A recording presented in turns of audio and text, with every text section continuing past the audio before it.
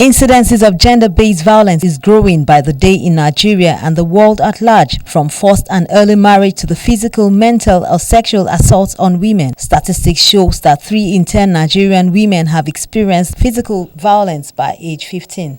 Stakeholders have agreed that it is time for victims of gender-based violence to speak out to enable them access help. They don't see it as violence, and then because of that they are going through a lot of problem and they kept on keeping quiet, so the awareness is not there. We don't even have the statistics of violence in the country because it's not being reported.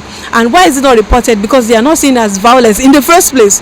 So we are trying to create awareness and to tell women about their rights, and to tell them about all forms of violence that they can be going through at home and to show them the way out. In spite of a fairly robust law and policy regime on gender-based violence in Nigeria, it is important to note that such acts on victims are on the rise, and so the need for education at the home front is vital to putting a final stop to it.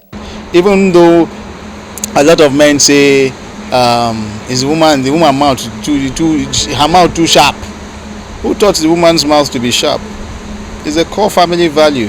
So if we want to end gender-based violence, we have to start from the family. Even when you go into law enforcement, a law enforcer is either a man or a woman, is either a male or a female. And now that law enforcement man comes from the family again, from some form of family and from some form of culture or society that has entrenched and rehearsed and rehashed these values for a long time.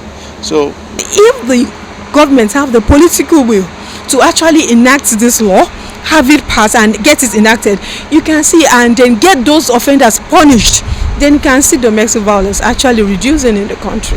The workshop is expected to develop a roadmap to gender-based issues in Nigeria and discuss the myths and realities of gender-based violence and how to end it. Gloria Kiba, Core TV News, Abuja.